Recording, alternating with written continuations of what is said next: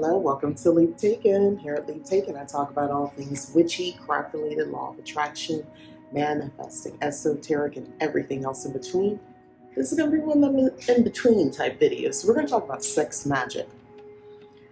Let me just pause and tell you what we're not talking about. This is a grown-up conversation. This is for practitioners who are really trying to understand. If you're curious, you're really trying to learn. This is, we grown. I'm grown, so I'm gonna have a grown conversation. So that's all I'm gonna say. That's the disclaimer. Take with that what you will. So as a practitioner of magic and witchcraft, I dwell in symbolism.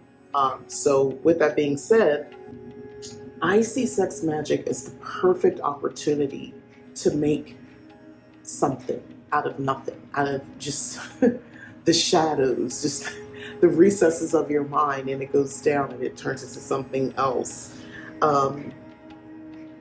Everything can be intentional with sex magic. That's one of the things that I like about it. I'll get more into that.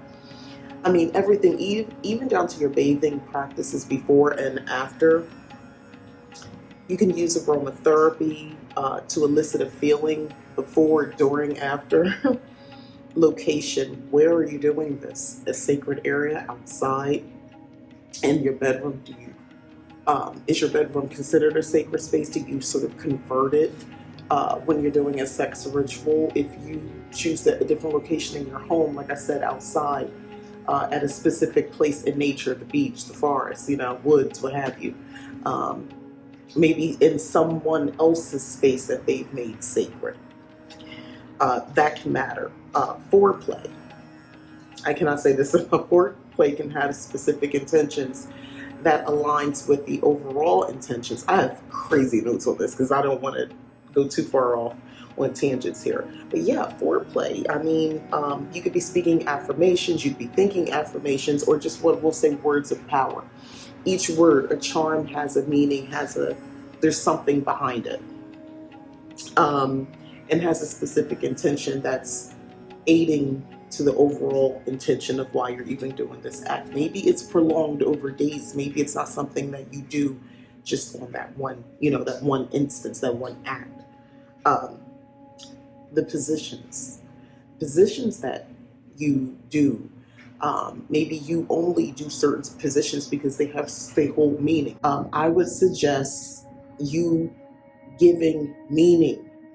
You make up the meanings to the different sexual positions, and then it becomes more powerful that way.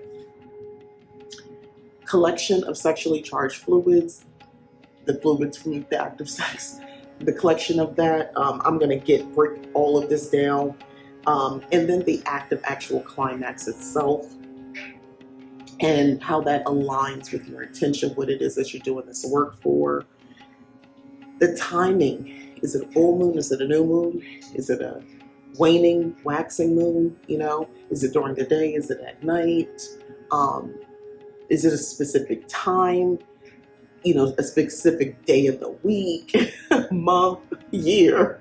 Like, those things can all resonate into something even more powerful if you're willing to align with that. I mean, there's certain astrological events that take place that it might make sense to perform your sexual ritual. And then never forget after sex care. It can be considered a grounding experience as opposed to, yes, it's just nice to be pampered and, the care. But along with it, you can add on it be grounding because you just performed a ritual. And I noticed I went from sex magic to ritual. So the entire act, everything from start to finish, from the preparation to the afterwards, can be considered a ritual. So I kind of wanted to go over quite a few things about what sex magic is, and my experiences, how I work with it, how I've helped others with it. But this is a video about your partner. So let's talk about your partner. So sex with just one person. I'm going to break this down into sex with one person, multiple partners, concurrently or not, and by yourself. And then I'm going to round out with a conversation about tantric sex as well. So, do you tell or do you keep it to yourself that you're performing a sexual ritual, sex magic? Well, if you're ritualizing sex, it's better if the partner is aware. The number one reason is they can align with your intention. So they're giving that energy, they are using their energy to move forward your agenda, what you're manifesting, what you're trying to bring into life. They can help, they can lend their power. I can understand, situations why you might not, but I'll get to that. A lot of people underestimate that your partner may have gifts. Everyone isn't aware of their gifts, magical abilities, if you will. Yes, I'm getting extra woo-woo. Some people have gifts. Some people have, we're just going to say gifts from the spiritual, magical side of things, as long as possibly in the sexual act as well. But they can heighten the experience as well as the ritualization of the experience, and that are manifesting that way. To not tell is a moral gray area. I'm not going to sit here and say, oh, you should definitely tell. I can understand situations where you might not. Depending on the type of work you're doing, what it is you're bringing forth, it might be advantageous for you to not say anything, especially if part of that is work being done on them. And listen, this is a grown conversation. I gave that disclaimer, remember. If that's what you're trying to do, no, you're probably not going to tell them. I totally understand that. However, if it's not so much as about them, and they're just sort of, for lack of better words, just part of the ritual in your mind, like a prop, so to speak, low-key, a very stimulating prop, but a prop nonetheless, I can understand how you could compartmentalize all that. You don't need, especially if the person's not magical, they don't do the witchcraft stuff, they don't believe in all that. But you are going to achieve the climax that you need in order to complete this ritual. We'll just say that. I do understand how you could arrive at the decision not to maybe tell them. It is a gray area. Not moral, yeah. The reason that it would bother me is because you never know what someone's really thinking. You never know what someone's intentions really are and where their energy is. And it could be really, it's not so much that what you're putting out there, what you're trying to accomplish is going to come true or come into fruition. It's more like to what end, because they're lending their energy and it could be messing things up. And that's all I'm saying. Willing and able partner might also want to use your energy, meaning they might have their own intentions that you're coming together with. And that can be a very interesting experience. Maybe they're not there just to be a prop. Maybe they're in the know and they have their own intentions with this act as well, with this ritual. And by the way, you should be respectful of that, because come on, you want them to support you, you should support them. Now, it gets a little complicated if you don't agree with what they're doing. I think you should question that situation a little bit more. You have to be very careful with that. But when you see, not everybody is fortunate enough to have access to a partner who is also a witch, who's also a practitioner of sorts. But if you do, they might you might be the prop and you didn't even realize it. So I think it's good to have dialogue and communication for the most part. If you sense that they're not with it, or they're with it, you just don't like their intention, I would not maybe want to be a part of that situation. I'm just saying. Because what are they doing stuff on me? So, which leads me to communication before, during, and after is going to be necessary with your partner. For instance, let's have this conversation. Is climax for both of you necessary? Do both of you have to climax, or does someone have to? Just one person? Is that how you see the ritual being successful? You know what I mean? Raising this energy, does it have to be you? Can it be you and not them? Does it have to occur at a specific point during the ritual, the climax that is? For instance, if there's foreplay involved, does that count, or were you thinking in your mind's eye, we were planning this out, sort of the big finale moment at the very end, and then it's done? Like, is that the one that counts? Like, that's the thing you need to think about and have a conversation about. If your partner isn't in a committed relationship with you, or vice versa, basically, if it's it's just a sexual situation, if you're collecting sexual fluids, who keeps it? Who keeps the fluids? Do y'all both keep it? Why do you get to keep their fluids? Some people might have a problem with that. Something to think about. And are you okay if they do the same sex ritual with someone else? Are they okay if you're doing, which is going to lead me into multiple partners conversation? Are you okay with that? Are they okay with that? So if you are conducting, now we're going to talk about multiple partners.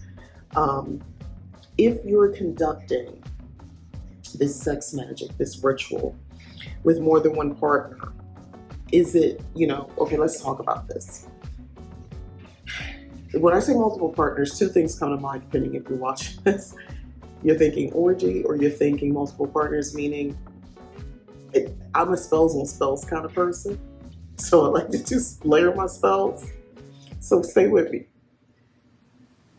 It's specific, depending on what you're working on, you might start with the first partner on Tuesday.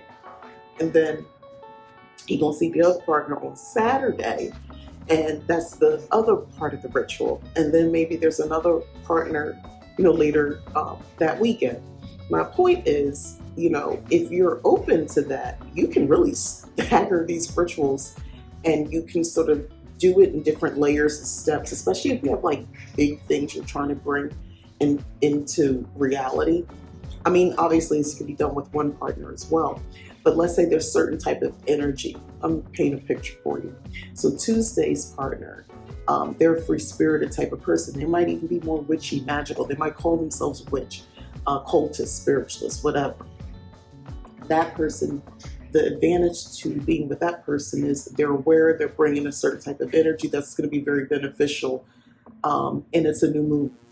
So you want that energy, that person, because it's the perfect way to kick off this new intention. And then later in the week, maybe there's someone who is just very grounded, steady. You can always count on them, and you kind of want to take some of their energy during the sexual ritual magic, because you would like to give a bit of levity. You want to give a little bit of stability to what you're bringing into fruition. And then later on, that's the wild card. You never know what you're going to get with that person. And you want to use that energy because that's sort of your your message to the universe. You are open, you are ready. You're okay with that wild card, and you're grounded. You believe that what you're manifesting is grounded enough it can withstand the wild card, because it big risks, big rewards, so you want to bring a little bit of that energy from that person, being intimate with that person, into what you're working with. And you can devise a ritual around all three of these people. Take that same example. Now assume all three of these people, this sexual ritual is occurring at the same time. So you get all of that at one time in one grand ritual. And it's not just you. Yes, your part might be to be sexually intimate with each partner, but maybe part of the ritual is they're also intimate with each other, for overall energy. In a situation like that, which I'm about to get to, I would say it is very beneficial if everyone's on board, because with all that energy being raised, you want to direct it someplace, into something, some space, someone, that's all I'm saying. So that could be very helpful in 3 separate situations, or, at the all-in-one time for sure. That'd be a lot of energy being raised, by the way. Pretty much everything that I said about one partner still holds true. It's the moral gray area, not really being forthcoming about what you're trying to do, especially if like there's other things involved. Like if you plan on encoding all of that, some of that raised energy into an object, well, it might look a little strange that you're holding, well, maybe not, I don't know, depending on who you are. You might be holding on to like a crystal or some charm hanging on your neck, or something in your hand, or if it's something larger, if you have to reach over and put your hand on it right afterwards. Maybe people might think that's odd, I don't know, or maybe not. So if it's just solo, no partner situation, it's just you, that's where you're going to have the most control over the entire ritual, the magic, all of it, everything. It starts and stops when you say go. When you say stop, there's no question, there's no moral anything. It's all about just you. You have complete control. Quick change of location. But hopefully you're learning a lot from this. I'll jump right back into it. I need to be set up someplace else. It was a little too noisy. So the major advantage is without a partner, where you're just solo, is because you have the most control in the situation. There's less concern about anyone else's energy issues. Please don't forget, people, because you are doing, yes, it's a ritual, but the body's going to respond. And there's a mind-body connection as well. So people have turn-ons, turn-offs, kinks, things of that nature that you have to contend with, let alone your own. So don't take sex magic very lightly. It takes, a lot of people think, oh, I'm with that, I can do that. It's like, really, can you? It's kind of like, to me, like men with porn, specifically men. And it's like, are you comfortable being naked, having sex, and keeping an erection for periods of time where people are talking, telling you to stop, no, go this angle, and you're being directed, and it's very clear that it's not about your pleasure, it's about getting it on film and it looking a certain way. Most can't handle that, by the way. So the sexual ritual, sex magic, all of those things, when you are working with other people, there is your energy that you need to be in tune with, dealing with your own trauma and all of that sort of stuff. If you have any baggage, sort of any, when I say outdated ideas around sex, I mean outdated because they no longer really serve you, but you're holding on to them anyway. You have to work through that for yourself. Now imagine bringing another person and then potentially others into the situation as well. It's important that there's a pleasure component to it, because that's going to aid in bringing about the energy that you're looking for. However, you still have to worry about the base level desires and turn-ons, and that's a lot of work, to be honest. So this is work. This can be work. This is not just, I mean, you can in the spur of the moment decide, I guess I'm going to do sex magic as you're doing sex. But as with anything, as a practitioner, your results may be very unpredictable if you're taking that approach. So I want to conclude this video because I know it's like crazy long. So there's much to consider when you're talking about sex magic, particularly when you're involving a partner or partners. I know this topic, when you talk about sex magic, I'm working on something right now, a project. I've been working on it and I kind of put it to the side, but I want to come back to it in the realm of talking about sex magic. And the thing about it is, when presenting to people, I realized that there's a lot of conversations around the stuff I sort of talked about in the beginning, but not enough around that partner thing. See, let me tell you something about when you involve other people or more than one person.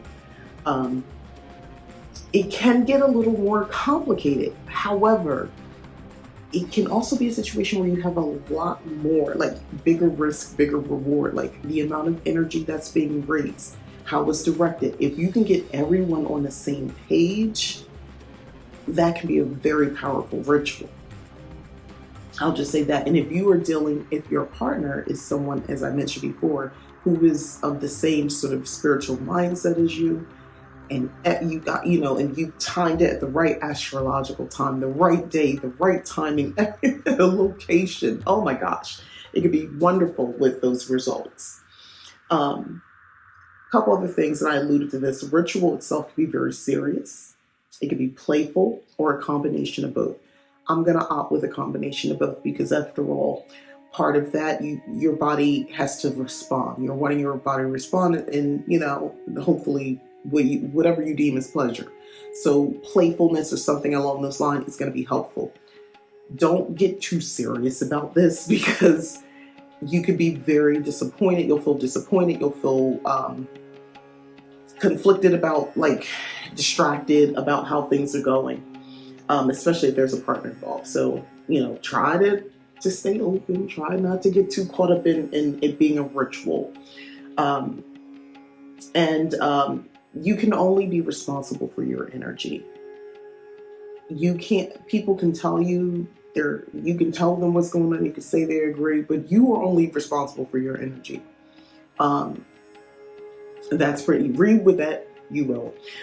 But you can't make someone do something, you can't make someone feel something or intend something.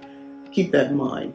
And that's important because you can only petition in the same way where I kind of talked about bringing in spirit deities and things like that. You can only petition. They have to still agree to aid in that ritual. And you need to keep that mindset. You cannot control. I know you might want to. I know you might have these grandiose ideas. You might be talking to people. Let's not understand. You can be having a conversation with people and they say, yeah, I'm with it. Oh, that sounds great. I can't wait to do it. I'm going to do this. And you get in a moment and you can tell you can tell they're not there. They're not totally in. And some people get scary too. I'm going to, I don't want to go too negative, but I wanted to say this. Some people get freaked out. It was one thing where you were talking about it, it sounded interesting, but in the moment when they see you have a certain type of candles, you've set certain things up, maybe you have a certain ritual outfit on that fits the mood, maybe you kind of just changed the whole design, or so to speak, of the room, that leans more ritual, more magic, more witchy, and less what they had in their mind, it might freak them out. It might freak that person out or people out. And a final note, some of the shortest and most powerful magic I practice have involved sex magic. And shadow work is a priority, especially if you have feelings of shame or honestly disgust around sex and or your own sexual expression. I cannot tell you that, make that a bigger point. Please work on that. If you are very curious about working with sex magic, you don't think, but here's the thing, especially if what you're trying to bring into fruition, what you're working, the point of doing the magic is to bring on something that really doesn't have anything to do with sex.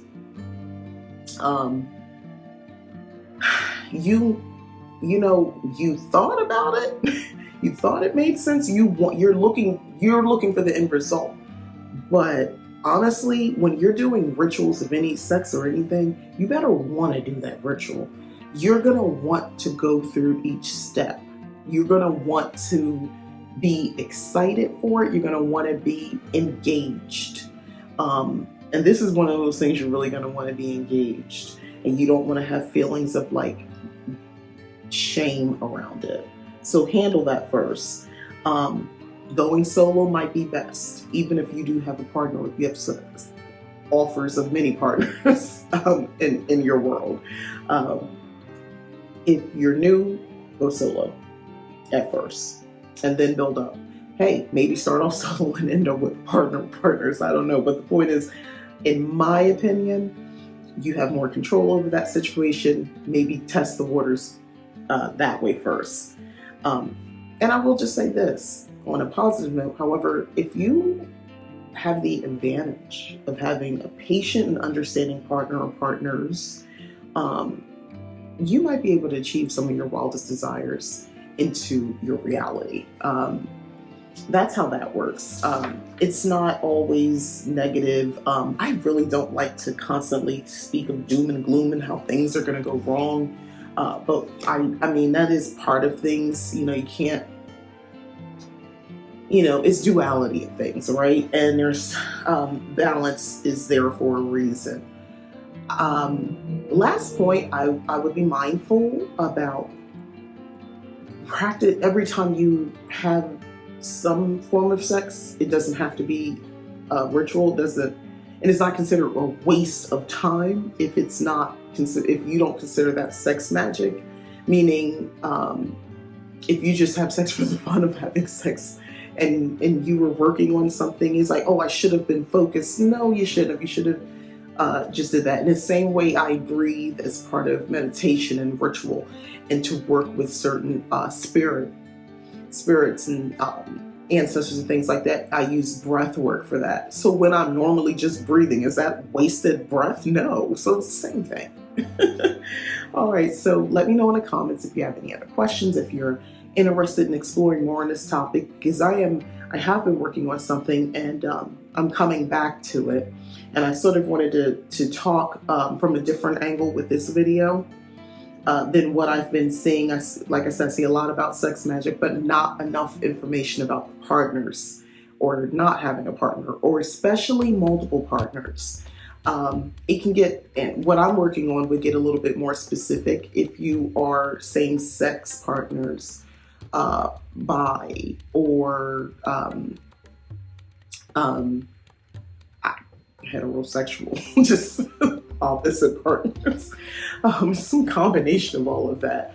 I'm really looking to explore that and be able to offer that as something as well. But that's something that won't be for YouTube. That'll be at leaptaken.com when I work on complete that work. But yeah, so I strongly support, advocate for this particular type of work, because I know that for myself and others, it has had very wonderful results. Kind of like magical, out of this world, like, oh wow, I thought it could happen. I didn't think it was going to happen like that results. Where you sort of almost, I caution to say, but almost like get exactly what you intended type results like that. So yeah. But I'll end that here. Don't forget to like if you enjoyed. If you didn't like, just don't worry about it. Don't do nothing. You can go ahead and subscribe if you haven't already. If you would like to, consider hitting the join button to join the Leap Taken membership, and go to leaptaken.com. Check out my services as well. And as always, thanks again for watching. All right, bye.